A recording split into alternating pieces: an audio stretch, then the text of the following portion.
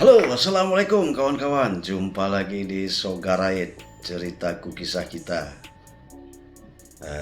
Satu aja kami meminta tolong nih, ya bagi kalian-kalian yang nonton channel ini, semoga tangan kalian diringankan lah untuk menekan tombol subscribe.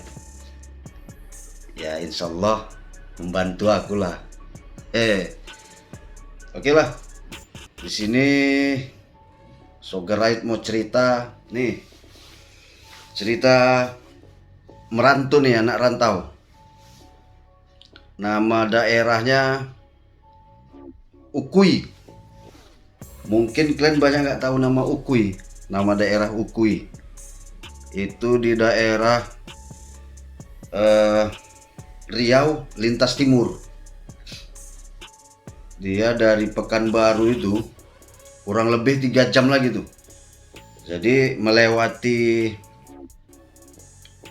sore baru Kerinci Riau ya, bukan Jambi. Baru Ukui, baru Ermole. Itulah perbatasan mau ke Kampar sama provinsi lain. Jadi aku ada berapa orang, kami 4 orang tuh kawan kuliah PKL apa di sana 9 bulan kami PKL sana. Berhentilah kami 4 orang. Masuk kami ke PT Perkebunan sana kan. Kami mau ditempatkan di pabrik sawit nih. Jadi sebelum kami masuk ke pabrik sawit itu, kami tinggal di mes 4 orang ini. Ya mes manajer kan. Jadi besarlah mesnya. Jadi ada seminggu kami di situ di training. Untuk penempatan ini karena dibagi 2 kan.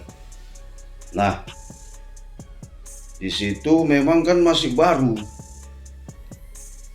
Lahan baru, bukaan baru, semua baru lah. Cuma satu lah pabriknya lama. Nah, sejarahnya ini, itu singkatannya Ujung Kampar, Ujung Ilir, perbatasan deh rupanya. Ini ada nih daerah tempat kami itu dibatasi dengan sungai. Sungai itu agak besar memang. Daerah sana tuh banyak orang Tran. Yang seberang sungai ke dalam tuh banyak orang Tran, pendatang lah. Penduduk sekitar itu hanya sebagian lah, itu pun penduduk aslinya ya. Itu kalau nampak orang masih malu. Jadi lebih bagus dia menghindar itu. Jadi orang-orang Tran tuh banyak. Jadi ada dikatakan legenda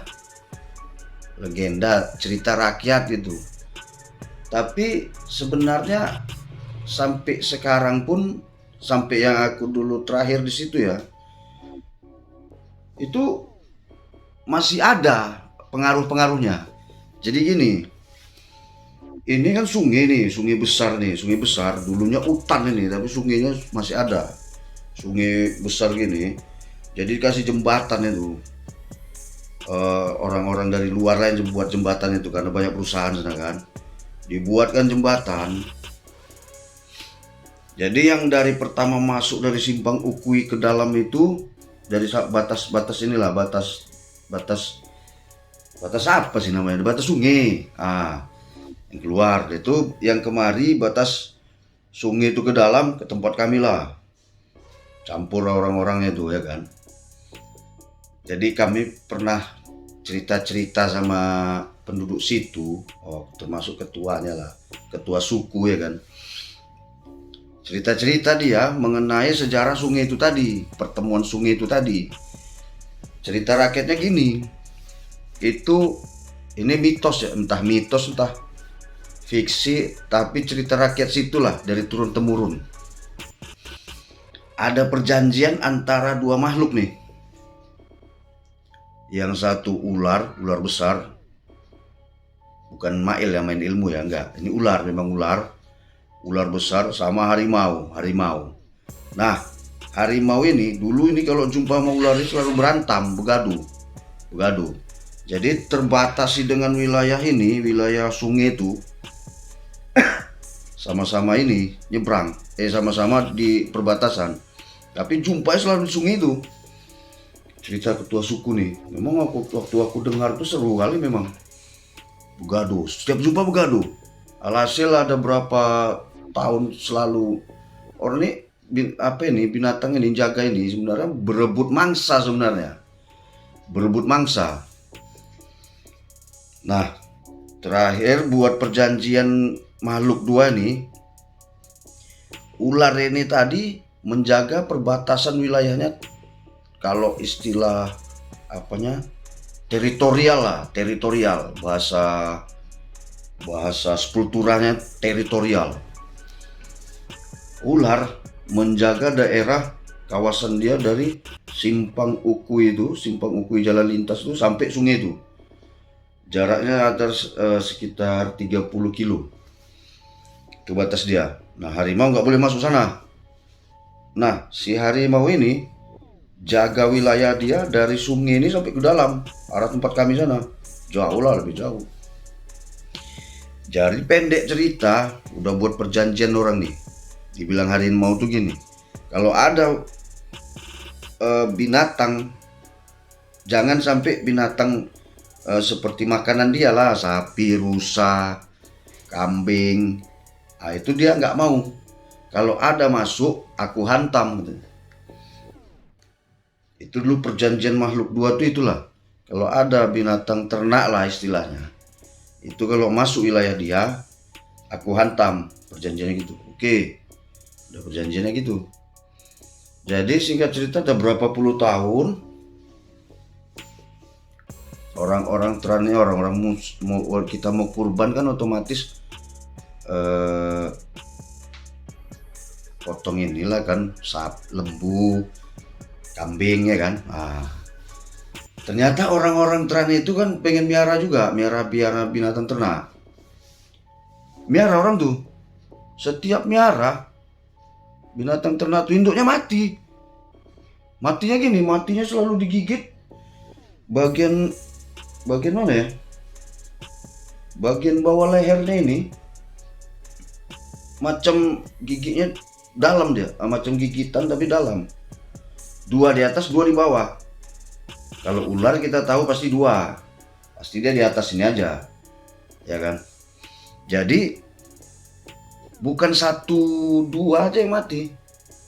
Hampir rata tiap hari itu ada yang mati. 4, 3, kadang 5. Tiap hari itu. Kambing pun gitu. Jadi orang-orang Teran ini kan pendatang. Bingung lah, siapa pikirnya ada siluman hantu lah ya kan. Bingung lah. Biarkan dulu ternak lagi, mati. Semua ternak yang ada di situ mati. Tapi kok binatang buas macam babi hutan, itu enggak.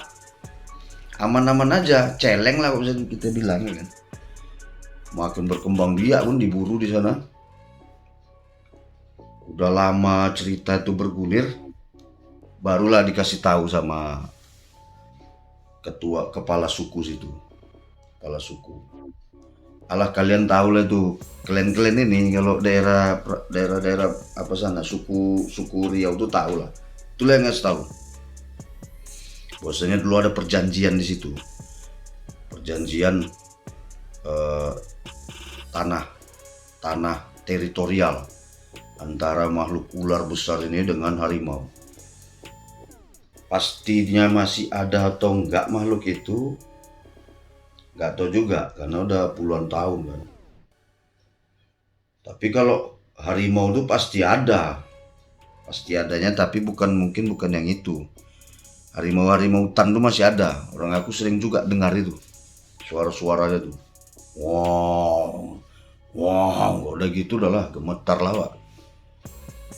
Udah, rupanya diceritakan sama kepala suku tuh bahwasanya binatang ternak batas sungai ke dalam tuh nggak bisa, pasti mati. Nah, kalau binatang ternak batas sungai yang ke jalan lintas itu aman. Makanya banyak orang piara ternak di sungai, batas sungai ke jalan lintas, sampai jalan lintas itu nggak ada apa-apa. Tapi kalau yang batas sungai ke dalam, wah, jangan harap selamat, mati. utuh, sebenarnya utuh, masih utuh binatang itu, tapi mati. Ah, kalau dicek bawah lehernya ini dua nih, dua gigitan atas, dua gigitan bawah, dalam tuh gigitannya.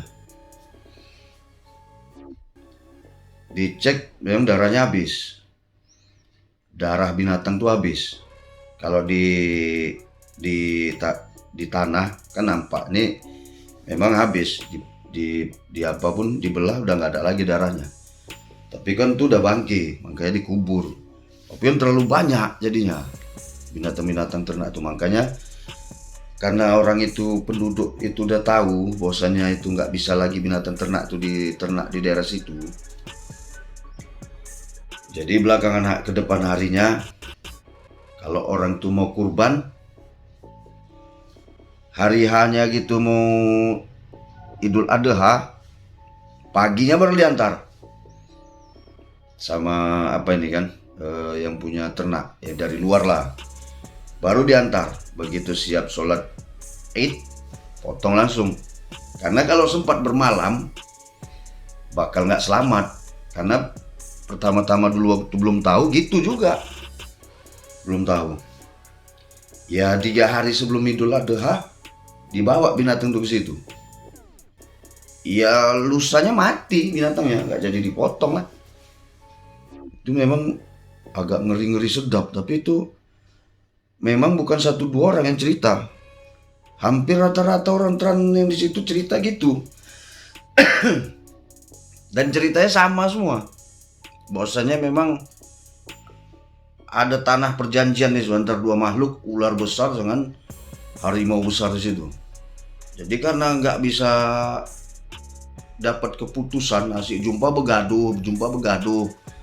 Nah, itulah orang tuh buat perjanjian binatang buas ini. Kalau masalah itu gaib atau enggak,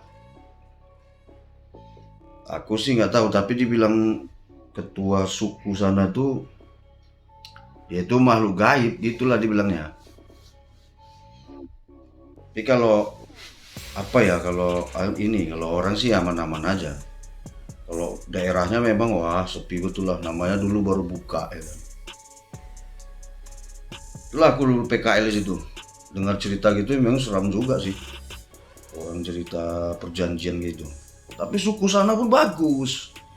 Suku-suku orang sana itu bagus. Kalau kita bagus, orang itu lebih bagus lagi sama kita. Apalagi kok dibilang kita dari mana, Bang? Dari Medan. Oh, senang kali orang tuh kok. Kalau kita tuh dari Medan. Cuman pertama-tama kita mau jumpa orang tuh susah. Susahnya gini. Orang tuh cenderung malu kalau jumpa orang luar. Karena waktu aku masih di sana pun masih ada sifat orang tuh suka berpindah tempat, istilah bahasa apanya nomaden ya. Itu sebagian, yang ada juga sebagian udah menerima modernisasi lah kan. Udah punya tempat tinggal, tapi masih malu. Sekolah orang tuh sekolah walaupun itu sekolah, tetap sekolah, pendidikan tuh memang tetap, tapi masih malu. Mungkin sekarang karena modernisasi udah masuk, udah gitu banyak orang-orang luar dari situ mulai membuka diri orang tuh. Sekarang udah bagus lah, udah maju kok daerah situ, aku tengok. Nah itu aja lah kawan-kawan ceritaku. Assalamualaikum.